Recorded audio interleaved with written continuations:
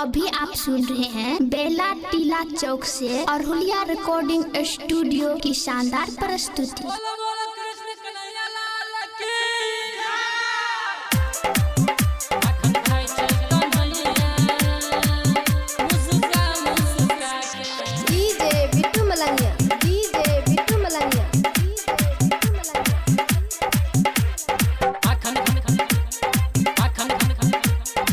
Presented by Aruliya recording studio.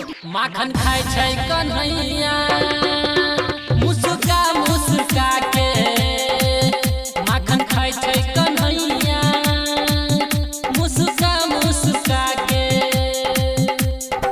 थोड़े चटकी कंकर चला के,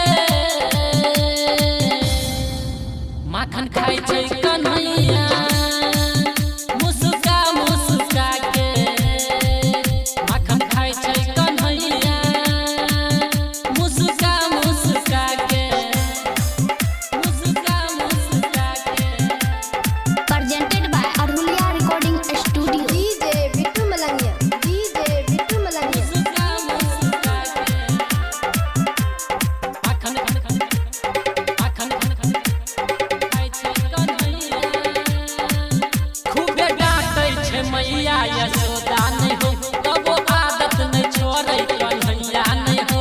मुस्का मुस्का के, माखन खूबे डांटै छै मैया यशोदा नहीं हो, कबो आदत नहीं छोड़ै कन्हैया नहीं हो। अबे सुदामा के साथ में माने के करो बात, माखन खाय छै चोरा के उ त 12 बजे रात, 12 बजे रात, 12 बजे रात।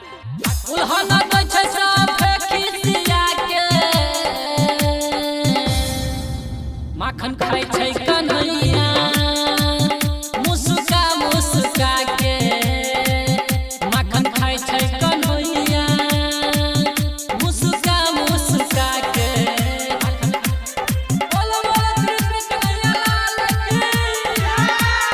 DJ Bittu Malangiya, DJ Bittu Malangiya. मुस्का मुस्का के, माखन पूरा गोकुल के लोग त बेयाकुल भेलै, जेकर चोरी भेलै घर भइर गेलै। पूरा गोकुल के लोग त बेयाकुल भेलै, जेकर चोरी भेलै घर भइर गेलै। राइटर गौतम सवरिया कान्हा एला तोरा करे, यादव शिव शंकर नीतीश निराला के जरे, निराला के जरे।